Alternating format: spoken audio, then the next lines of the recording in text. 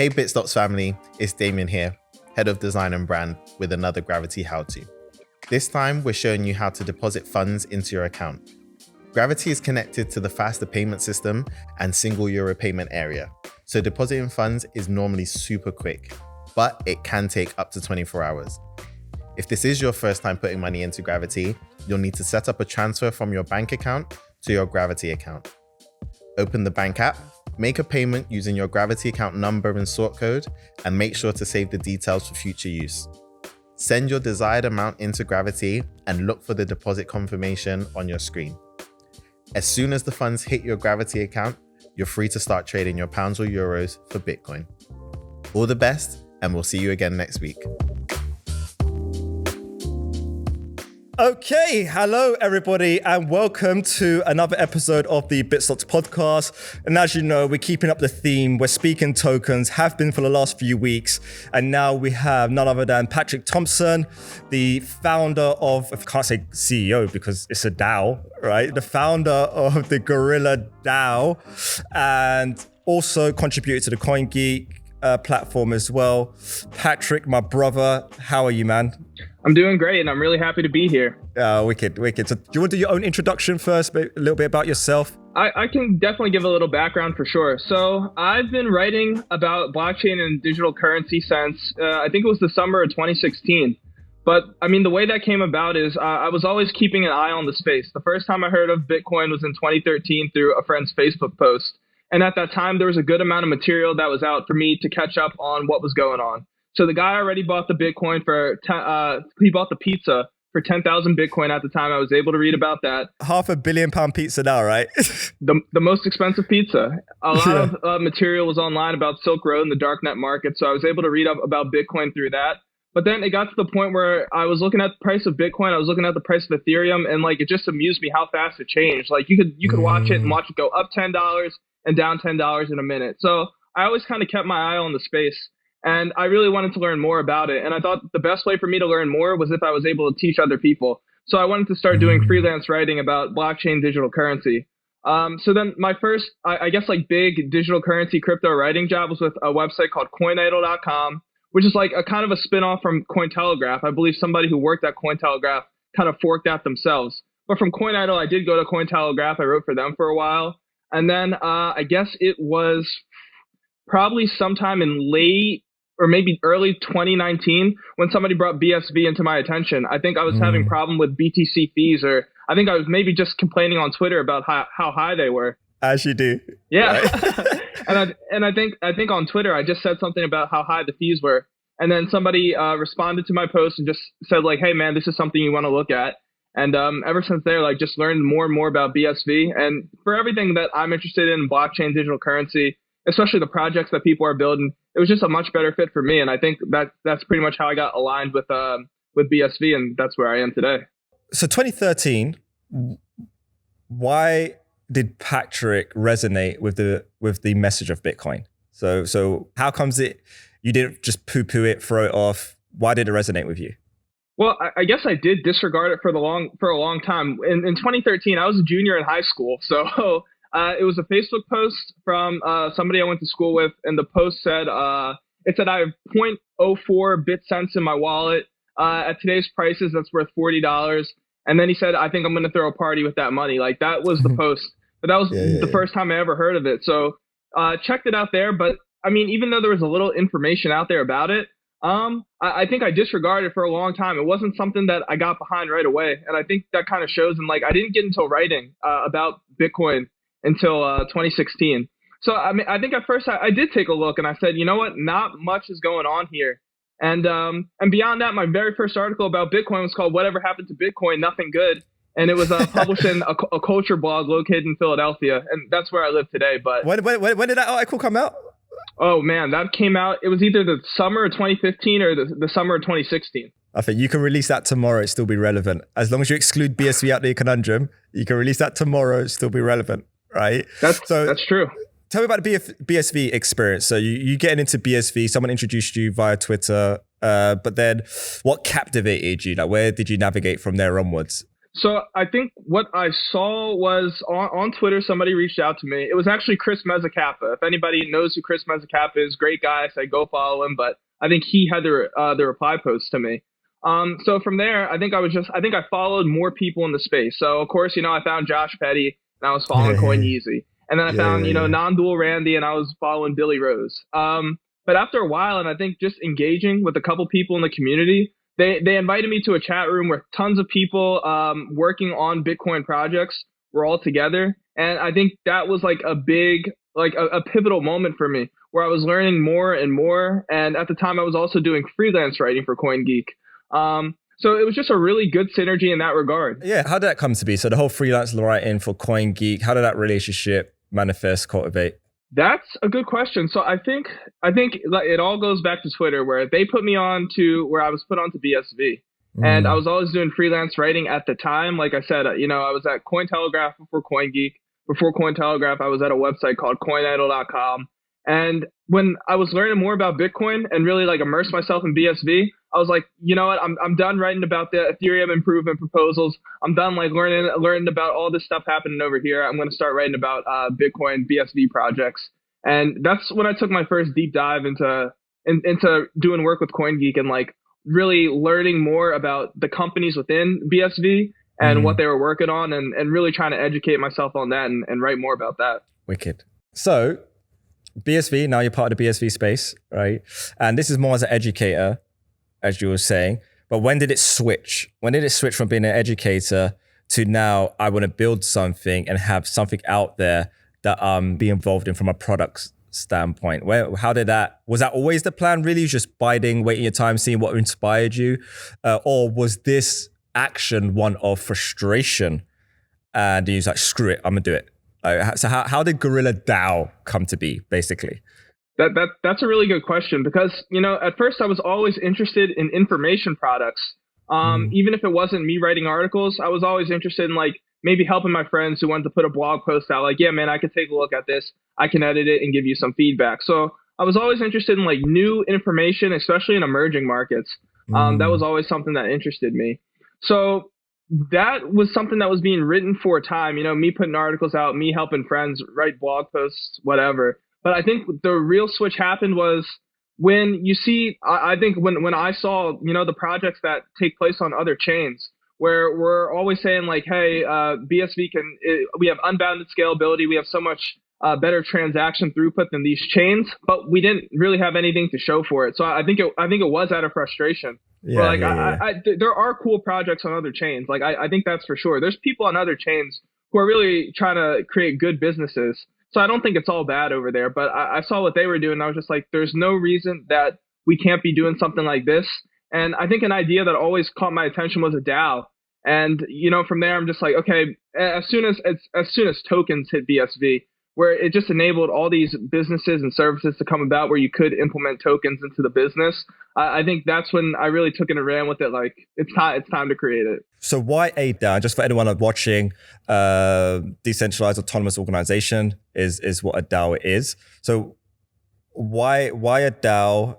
And then I guess the next question will be why Gorilla DAO? But initially, why a DAO? Why is a DAO appealing to you? Why did you find that in the other world of, say, Ethereum, etc., as an aspect that you found quite captivating? So when it comes to why a DAO, I think something I learned through my writing with CoinGeek is that a lot of the leaders at Bitcoin businesses, something they say is that hey, blockchain and Bitcoin enables opportunities that some folks on Wall Street have that the folks on Main Street or consumers or retail users, retail investors don't have. It's something that always stuck with me, as I was doing interviews and as I was having conversations. And I think a DAO is an organization that really enables that, where maybe one person by themselves doesn't have the skill set to get something realized that they would really like to do or create or put out in the open.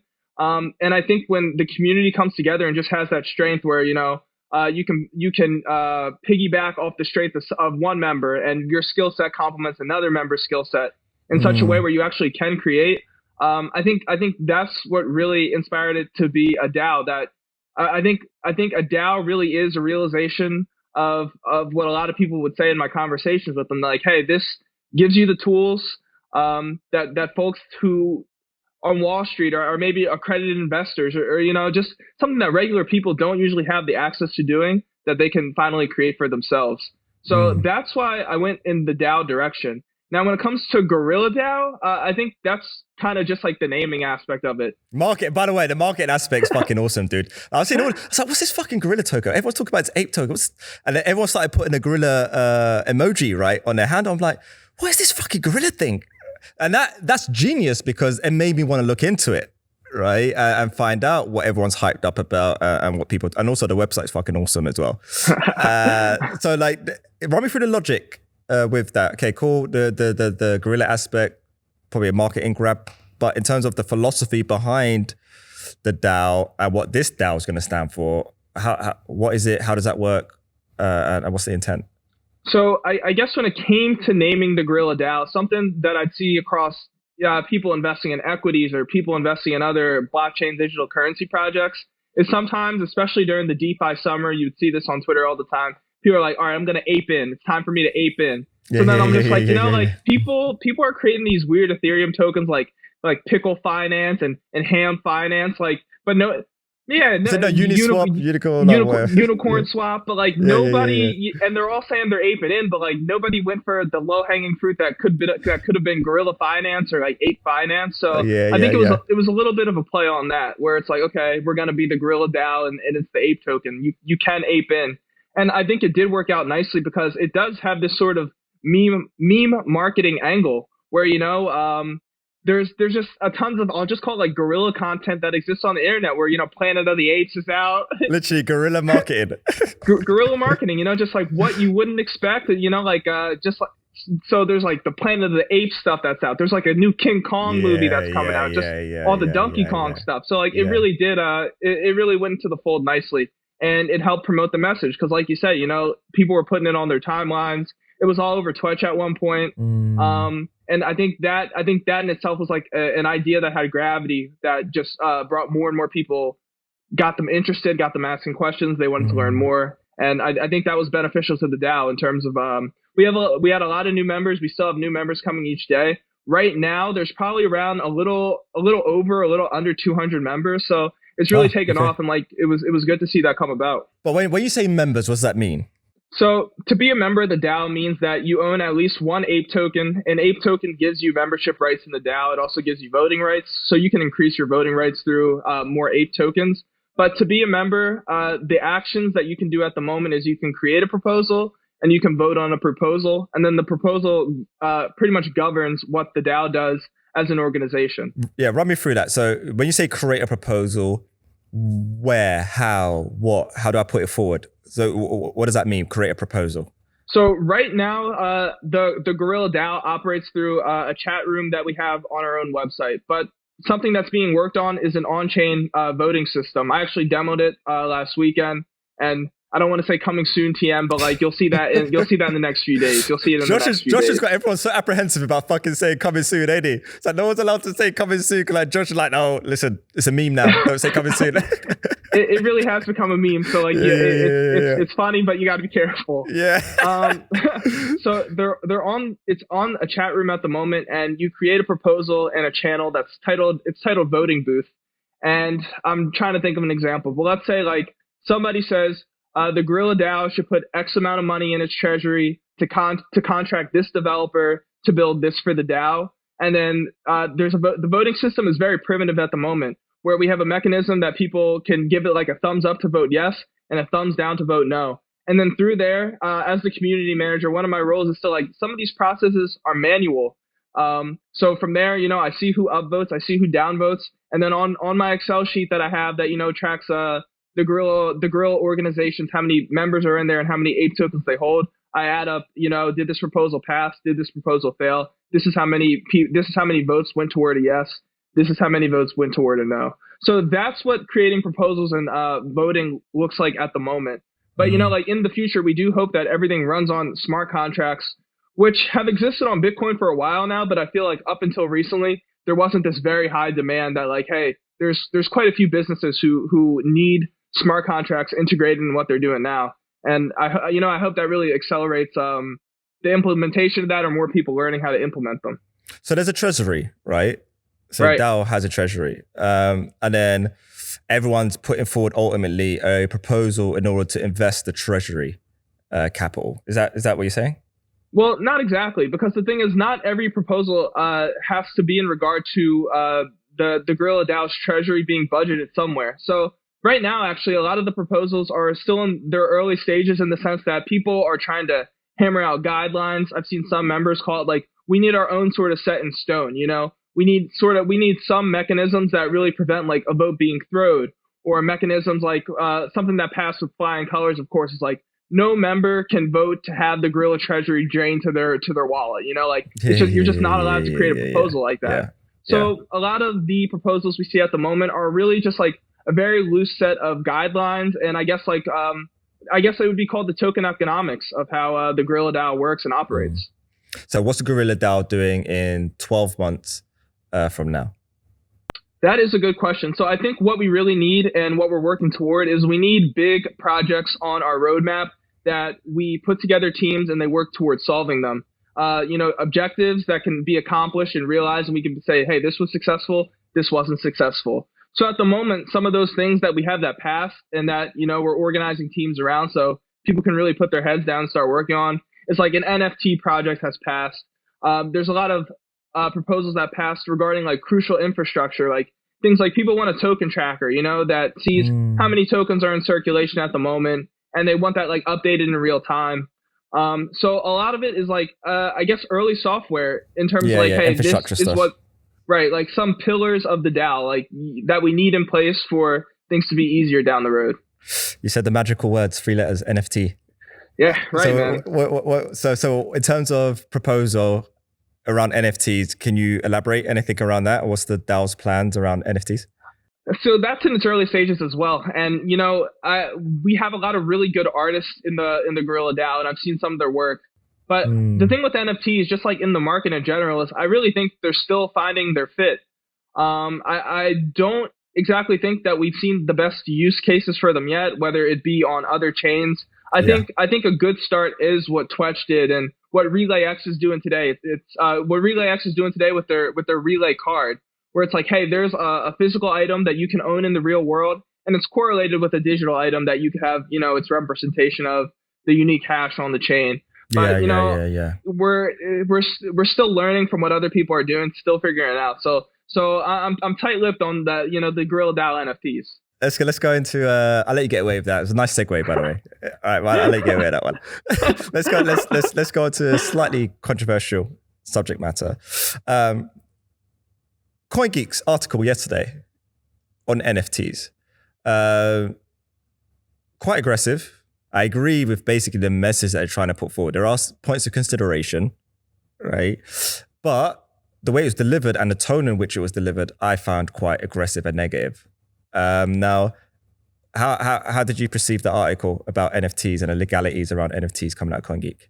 So I've seen the headline and I took a glance at the article, but I actually haven't taken a deep dive into it yet. But if I'm not wrong, like the tone was negative, right? Where it was kind of called like a scam or like, what do you remember what the headline was at least? Yeah.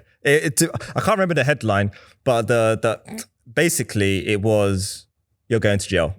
As always, with many things that I think is so boring now to hear coming from what I don't want people to perceive as leadership anymore, if I'm being quite frank, that everything that we do as entrepreneurs in this space banks us in jail, right? And we are the most compliant fucking space as well. Like, again, we take that stuff like really, really freaking seriously, but at the same time, innovation and then saying that anything that you do innovate is going to land you in jail is a huge stagnation play. And I quite understand the narrative around, especially like someone like Calvin, considering his background, continuously pushing the stagnation angle in the space, because I get the points that they were making in the article. In fact, I had a conversation this morning with a huge company, freaking huge. In fact, I've been having so many conversations with huge companies about Bitcoin and NFTs, huge fucking companies, okay? Some of which people didn't believe we're having conversations with. Never before have I seen this activity. My phone hasn't stopped right? I'm getting pulled in billion and one different directions. Mike, I need to speak to this person. Mike, I need to speak to this person. Oh, Mike, do you mind if I add you to a WhatsApp group with? It's been relentless. And I'm talking about big people, okay? Like contact with big celebrities, okay? It's all around NFTs. Now, one of the conversations I had this morning, they put forward the legality aspect, right? They're completely fresh out of water when it comes to the Bitcoin and blockchain space, not their world. IP is their world, right? And they do it for huge companies. So they came from the approach of IP. And I found that very interesting, especially considering the article that came out yesterday. So I'm not saying that article is bad and people shouldn't take and pay attention to what's being said, because I experience what they're saying in the certain conversations I'm having at scale. I really understand where they're coming from. But at the same time, that is the juiciest, most wonderful and lucrative challenge to solve, right? And it really is our opportunity in this space. But the narrative that came out with that article, I think it's quite a difficult thing to keep on receiving while being an entrepreneur trying to build in this space. And every single 2 minutes, there's something exciting. Someone like Calvin wants to come and piss on your strawberries. That's frustrating. I think it can be discouraging, and it's definitely disappointing to see headlines like that, to see stories like that come out from the source that a lot of people look to for information, and kind of just to stay in the know, to know what's trending, to know what's going on. I haven't taken a deep dive into the current article, like I said, but I actually wrote an article a couple days ago about how I think tokens and NFTs are positive. And, good, let's get out on CoinGeek. Get out on CoinGeek tomorrow. Counteract the article. So I think what's important, and in BSV, a problem the community still kind of has is that, like, I guess me personally, what I think is you can't ignore a trending topic. You can't ignore a popular topic. Yeah, because totally. even if you don't understand it right away, there might be more to it than meets the eye. Sure, maybe the best use case hasn't been found for it yet, but if something's here and it's here to stay, you should try to learn as much as you can about it. That's my take on that. Oh, 100%. And it's like NFTs as a subject matter on Ethereum is very different to NFTs as a subject matter on BSV. Right. Simply due to micropayments. That alone, right? So the things that, from an engineering standpoint, very difficult to ever try and resolve on Ethereum, make solutions viable on SV that bake into some of the concerns around legal, regulatory stuff. It's just easier to resolve this stuff if I've got the ability to play around with a system in such a way that I can mix it up, shape it up however it is that I want, because I'm not being financially penalized, to allow my imagination to flow and deliver the thing that we're all saying needs to be the perfect way to deliver something. But at the same time, incremental progress at the same freaking time. We're just shooting out the gates. I don't want to be shot as soon as I've started to sprint out the gates. Right, especially not by my own gun.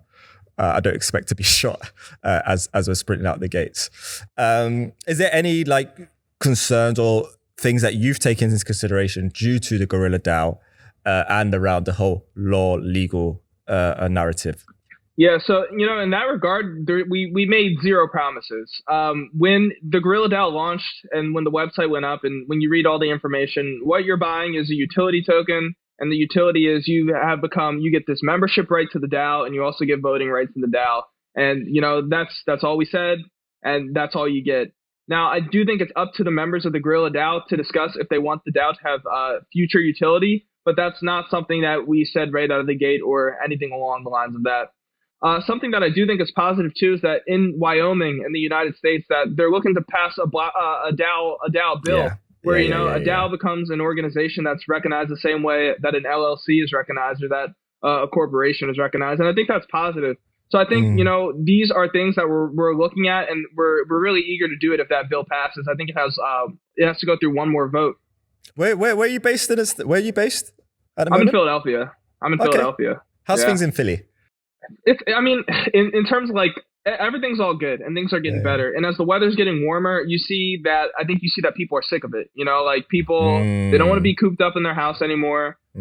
Things along the lines of that. I think what we saw the previous summer was that like this was an area where like, you know, there was a lot of protests going on and just like a lot of, so you'd see large groups of people just like out in the street, like parading through the streets with their signs and their chants and their megaphones. But I mean, since then we've come a really long way, because that's I guess that was around the presidential election. So what were the predominant protests happening that you was experiencing, that you was going on in Philly? People were just angry. Like, I think it was just general anger about like, I guess it's a very liberal city. And, you know, like people were really upset that Trump was in office at the time, and, you know, just like parading through the streets in that regard. And they reckon they're still upset now that they've got Biden? Or no, they're happier? Things calmed down a lot and they're happier, because I remember the morning that it was announced that he was the winner, because they trolled us for so long and didn't announce it right away. I was out at brunch. We came out of the restaurant, and like people were like clapping in the streets and cars were honking their horns and everybody was just like rejoicing. And like, I had no idea what happened. But then they're like, he won. But like, you know, that's also just like the kind of city it is. Yeah. So now what people are waiting for is like coronavirus sort of stuff to lighten up. And things are getting better. I mean, like we were able to eat at restaurants for the longest time. That only really stopped for like a month or two. Travel's coming back in the United States. I think that's huge, and it's going to have like a really big impact. But things aren't bad here. I can't wait. I like, things are still locked down in the UK. There's still nowhere to eat, to sit down. In fact, I found a spot. If you go to a service station, so the UK dining tip, you want to take your partner out to somewhere to eat, what you need to find is a service station, right? So you go to your local service. So service station would be like, you're driving long distances, you pull up at the service station and you have like a KFC, you have a Burger King, you might have a Pret a Manger, a Starbucks. It's not glamorous. It's not glamorous at all. But if you want to be able to buy warm food and sit and eat it, the only place really in the UK right now is literally a service station. And it might even be the only one that's local to me. I haven't necessarily seen the same in other service stations. But yeah, UK's locked down. Can't travel anywhere freely without having like a permission card, pretty much. Wow. We ain't got to the point of vaccination cards, but they're definitely speaking about all of that malarkey. And I can't wait to travel to the States. In particular, Cali, which I feel very upset about how Cali has turned out and what's going on in California, because most of the time when I've flown over to the States and met up with the people that I need to meet up with, business or otherwise, it will be California. But it just seems like everything is very inaccessible, right? And yeah, just very hyper stagnated. But to be honest with you, I also think that this space and what we're doing has provided an opportunity really for our technology and companies and individuals in this space to genuinely take this opportunity and push forward and thrive, which is why I think as a climate, what it is that you're doing with the DAO, I think psychologically, I think people are more ready than they were a few years back to perceive a different way of going about doing things, just because the world has been so, terrible in the last couple of years. One, I guess before I get into it, like restaurants aren't even open in the UK where you are. There's nothing like that. You could do Uber Eats, right? So there's still like the good ones are still basically open, but you do Uber Eats, they deliver to your door, right? Takeout only. Yeah, takeout only. But in terms of going, sitting and dining in a restaurant, I think that's been 2 months. Wow. Yeah, at least a couple of months. No, even longer than that. It was before Christmas they locked it all down again. So the time is blurring now. I don't even fucking know, dude. Like it really has got to that point. So much so that I might even have to start picking up culinary skills, which if you knew more about just how I live my personal life, that's a big fucking statement for me to say. So you guys only had it for a month or so? Yeah, it wasn't too bad. And that was before, that was wow. That was last summer. So that was probably like July through August. There was really like no place to go. But, you know, in the other regard, what I wanted to say is that the world has definitely changed in a way that it forced people to innovate. You know, it's not possible to do things like you used to do. You can't go to that restaurant anymore. But in terms of, you know, the DAO and how I think, you know, just aspects of life that have changed and how it plays into that, is I think beyond that actually is that people want to be a part of something. I really do think there's a lot of people in Bitcoin, in probably other blockchain ecosystems who want to contribute, who want to put their skills to work, who want to put their expertise to work, but they just don't know how. And since the DAO was created, actually, like I get messages from folks. Some of them are like college students who are like, hey, I would really like a career in Bitcoin. I would like to do something in Bitcoin, but they just don't know exactly how to apply their skill set or how to get involved. So hold on. There's a light bulb moment just happened, right? Can I hire the DAO? Oh, interesting question. You can hire the DAO. I don't see why you wouldn't be able to hire the DAO. Yeah. So if I had a project that I wanted to outsource, and then I contracted a DAO to then put that project out and see between the members who wants to take on this revenue generating opportunity, that would be interesting. That's interesting, and I actually haven't thought of that myself. I think the way that I've been thinking about it as a member is that, the DAO hires people. I never really thought of somebody hiring the DAO. But that's interesting, and that can happen because, it is this place with the talent is there. The talent is in the DAO. And I really see people who want to put their skills to use and create something, but maybe they just didn't have, like I say, not everybody really wants to be a captain of a team. I know people who just want to join. I know people who just want to join teams. And I think the DAO is one place that gives people the opportunity to say, hey, this proposal has passed saying that an NFT project can happen. I've always wanted to work on an NFT project. I can join this group within the DAO and get it done. And then it's like collaboration, it's ensuring that parties are working towards a common goal in actuality.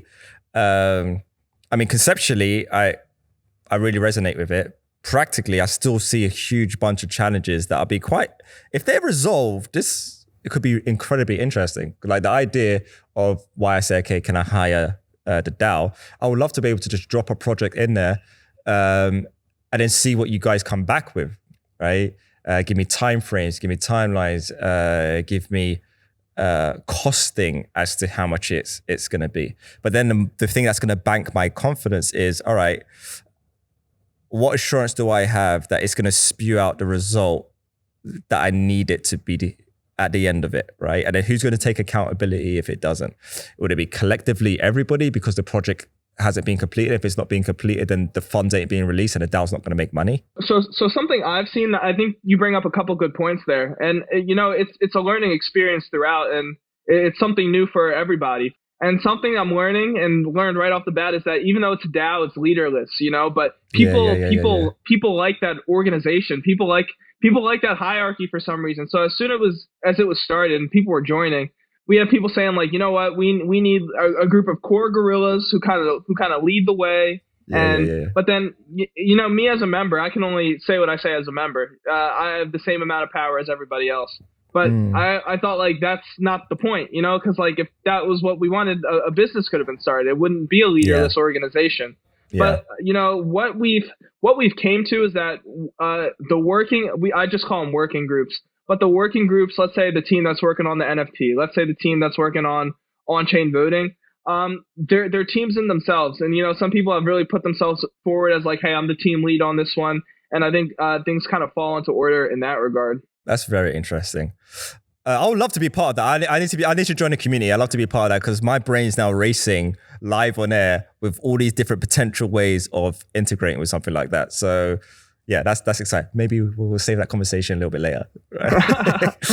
So what other things? Who's Patrick Thompson? What other things it is that you're interested in? The flavor it is that you're bringing to the space. What you want to continue bringing to the space.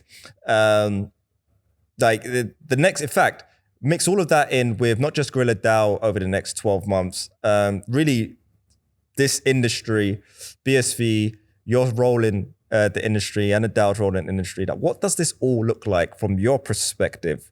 What are we building towards over the next couple of years? Like, what's this world that we've been keeping the light on for the last couple of years, right?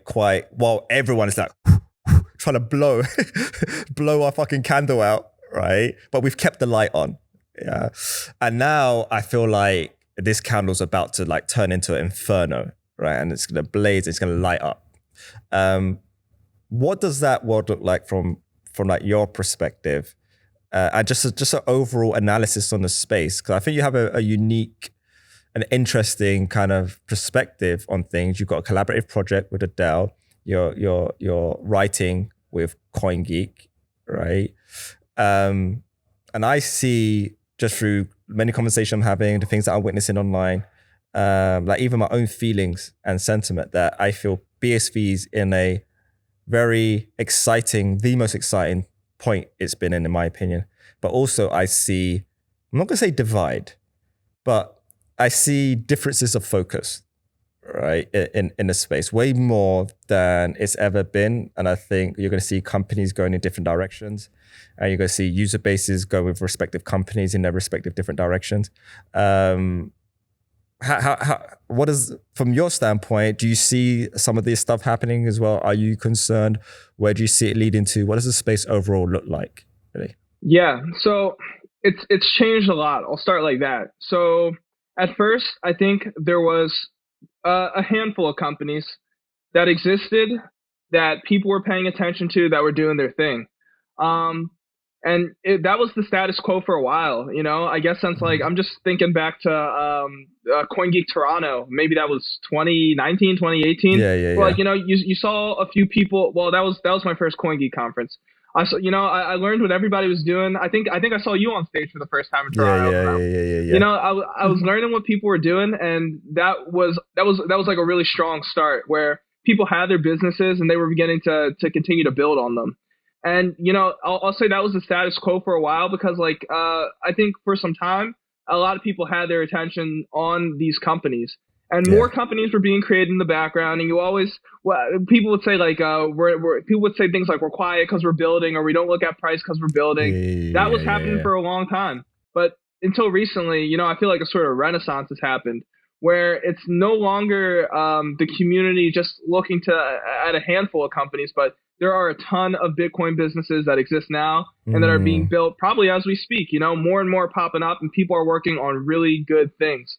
That being said, I feel like the energy has sort of transferred from this bigger enterprise kind of focus, and I feel like a lot of power is now in the hands of the consumer, where I think the things that we've been seeing coming out lately, they really empower consumers or allow consumers to play a role. And I think what a lot of people in BSV forget is that, you know, if we looked at the data from like 2017, that it was retail driven, you know, like there was a lot more retail investors, just I'll say average people, but you know, just are like our neighbors, you know, it wasn't people on Wall Street. You didn't need a big wallet to get involved. And I see that being the case once again, that a lot of Bitcoin community members, they're supporting these companies that are appearing each day. They'd like to play a role in that. And I think at the moment, at least, that they're going to take the industry by storm. I think that's what we'll see in terms of businesses. In the background, there's like a protocol war going on where people are looking for like the best protocol to get, you know, to create tokens on. Or how do you see that landscape? So you got Run, there's Twitch got their implementation, which they haven't officially named and put out there. You got Tokenized. There's one. Well, you got Money Button. Am I missing one? There's a couple, and you know, from calls I've had, I've heard that there's over 7. There's probably like a dozen. But the way I see it, no offense to anybody working on a token protocol, but I think the clear contestants at the moment are the Run network, which seems to be in first place right now, and Money Button or Fabric's simple Fabric protocol, SF, whatever they call it. I think those are the two main competitors right now. And I think people like Run because it gives them a lot of freedom, that, you know, they say it's permissionless and they could do this, that, the other with it. However, I think what's kind of being ignored is that I think a majority of the market is on Money Button. You know, when Money Button released their token protocol, over 1,000 tokens were created in 24 hours. And to me, that just means that like 99% of the market is there. Wait, but what does that mean though? 1,000 tokens, what does that mean? Like that could have been 2 guys just bashing out loads of different tokens. That's true. Like what does that really mean? So in that regard, I like to use the word gravity sometimes, and like the gravity logo in the background for you. I've NFT'd it. You owe me rights now. We'll trademark it. But the thing is that, you know, I say, to me that means there's gravity. So maybe it could be something people don't understand, but it got people's attention. And like I said, you know, Run Network might be better, but me as somebody who's not technical, somebody who's not a software developer, it's not like I can just boot up Run and like create what I really want to create. You know, like I need more of a simple, easy to use framework or just like an interface, and I think Money Button gives that to people. But the thing is, at the moment, people have optimized with Run. What RelayX has done with their Rex and Run is amazing. And you know, some of the best builders in Bitcoin are using Run right now, like Joshua Hensley. He does a lot of work on Run. Yeah. Got a lot of love for Josh. Same here. Yeah. I think right now they're the clear winner. I think Money Button is gonna come out with something because they have to compete in that regard. And I think the other token protocols, I think they're far behind. I don't really know what they're up to. I don't really know who's using them, but there's like two horses who I think it's like these guys have a good chance to win the race, and that's Run and that's Money Button. Nice. How do you view if I can ask, like, how do you view this sort of token protocol war thing that's going on? To be fair, the Money Button aspect, I'm not a fan of. There's many reasons as to why I've never been a huge fan of Money Button. I think they've done certain things pretty well. We'll go super into it, but I'm not a huge fan. The Run protocol, from my standpoint, definitely is the leader. Seems to make a lot of sense. There's certain projects on there which I'm very happy that they're on there. It gives me quite a lot of confidence. And ultimately, from a window of opportunity standpoint, and me wanting to jump through the window and not knock my elbows on my knees, right? Right now, it's Run. It literally is Run. So if I'm gonna do a POC, I think Run is probably like my safest bet, but there's still some insecurities around that as well. There's still some things that are yet to be confirmed and properly like articulated. But these are conversations that we're going to get the answers to. So I'm not like hyper concerned because I've yet to speak to the founder and just get some clarity around some of the concerns that me and my team have, but they're not huge concerns. To be honest with you, with what I know is going on with us and the conversation we're having, and also what I know is going on with a couple of other people in the space, just some of these deals coming off will solidify whatever that protocol is, right? It's going to be a business thing. Yeah. And soon as some of these deals potentially come into fruition through us or through other players, I think it will really start solidifying. It will solidify that protocol just because of the network effect aspect. And I think as a result of that, I think even the BSV asset price and market perception is drastically changed off the back of this whole token NFT stuff and how it's potentially going to be presented, and new clients are going to be brought into the fold and new businesses brought into the fold ultimately because this stuff's there. But I can't say to you in complete 1 billion% confidence that I have complete, utter confidence and clarity that I know if I build this on this, that in say 6 months, 12 months, I'm not going to need to switch up my plumbing. And so I still say there's still that apprehension there. I think if anything, maybe Money Button's a little bit more clearer and perhaps a little bit more defined in that. But I still think it's just open game, massively open game. I would not write off Twetch and Twetch's approach. They have some very unique attributes to what they're doing and how they want to go about doing what it is that they're doing. And I think once ready, definitely is worthwhile attention.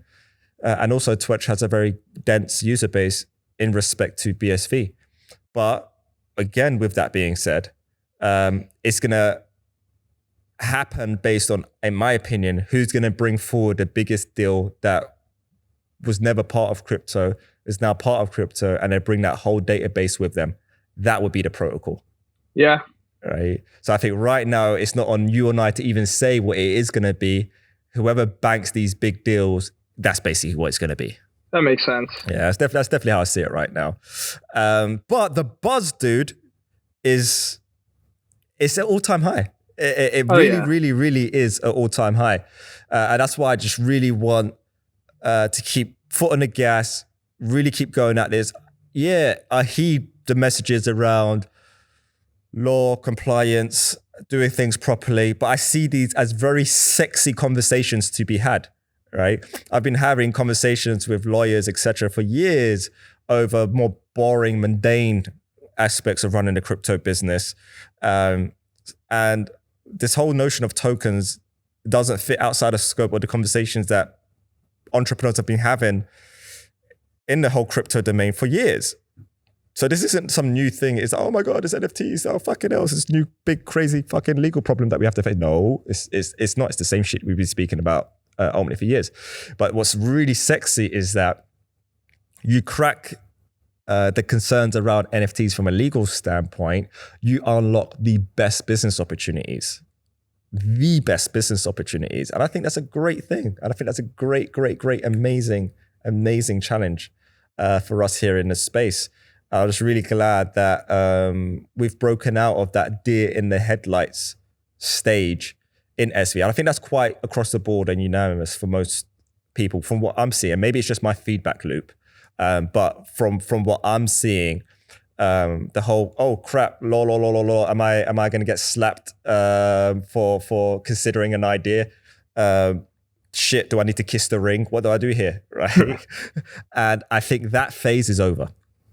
And I'm really glad that phase is over. So I think we are now, as you were saying, it's kind of like the retail side and the entrepreneurs, etc., who are really like bounding in right now, and they're pushing forward and they're taking this space to the next level, in my opinion. So it's just an overall really freaking exciting time to be in this space right now.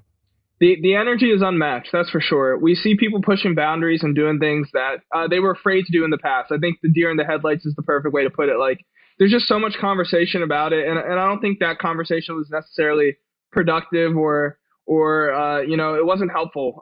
It just scared a lot of people to this point where a lot of them were stagnant, and maybe they had ideas but afraid to put them forward, or maybe they did have to, go consult with a very expensive legal team before they even started working on their idea. Yeah. But now I think more people are really just pushing boundaries. I think there's tons of people who would like to create on Bitcoin. I think there's more tools and resources that help them build on Bitcoin that are available now that maybe weren't available months ago, definitely a year or two ago. And now people can go full steam ahead, and that's really beneficial. And I think it's already starting to show. My guy. Dude, well, I'm so glad that you're out there doing what it is that you're doing. Your article, when's it coming out? Couple days? It might be up. I think I put it up like 2 days ago, but I'll check on that. And if I find it, I'll send it to you probably through Twitter, Yeah, please do it. More info on the DAO and the semantics around it. If there's any little private group it is that you've got going on, I'd love to kind of be a part of that as well. 'Cause I just think it's interesting. I really do think it's interesting. I'll be quite frank. I've never really paid too much attention to DAOs. Ironically, I was involved in the first ever DAO. And it's just, as a punk, I just thought it was interesting.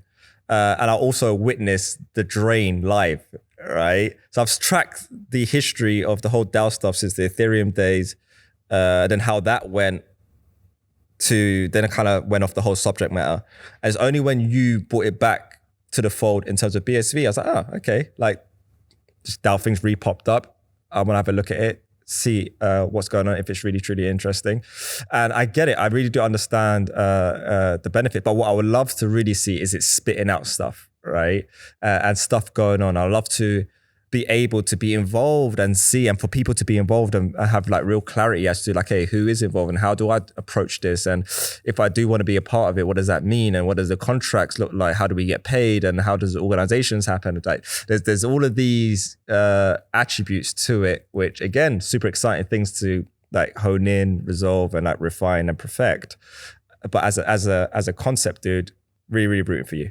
Thanks, man. I appreciate that. And I think you're spot on. It's exciting, and challenges are coming up that, we, the group as a DAO, have never had to solve before. I think that's one of the exciting parts, that, we're solving these problems that have never been put in front of us. But the thing is, I know we're going to get it done. We're going to find the solutions to them. And then when that happens, I really do think it's going to be a rocket ship. You could be at Zurich. Dude, good question. So the coronavirus talk we kind of had before, it's easy to travel in the United States. It's kind of hard to travel across borders at the moment. And even if I can travel across border, it might be arrive in Zurich, 10 days beforehand, quarantine, go to the conference, go home, quarantine. It's a lot. I hope we can be there. I hope we can all be there, and have a good time together. But I think there's just a lot up in the air, and that honestly, I don't even think CoinGeek knows at the moment. So yeah. Agreed, dude. Agreed. I'm just hoping that all goes swimmingly and we can just start socializing again, having genuine face-to-face conversations. And I think considering everything that we got going on in this space, Zurich's going to be fucking off the charts, right? Literally off the charts. If all going well, we get to actually have a proper event. I actually really do think Zurich's going to be off the charts. And if it is, are you going to be speaking? Is there any of that conversation around about you speaking? Not at the moment, no. Okay. Well, if you are going to be there, dude, can't wait to link up with you there. And if you're not speaking, I think you should be prodding them in order to speak and to demonstrate a little bit more about what it is that you're doing, and obviously the Gorilla DAO. But in the interim between now and then, bro, just keep whacking out your articles, keep putting way more stuff out there on a DAO. I'm going to be paying way more attention to what it is that you boys are doing. And if you do have any brainstorming ideas around, say, for instance, a company approaching the DAO, maybe with a project, I would love to hear more about that aspect and that attribute as well. Is there anything that you'd like to sound off on, Patrick?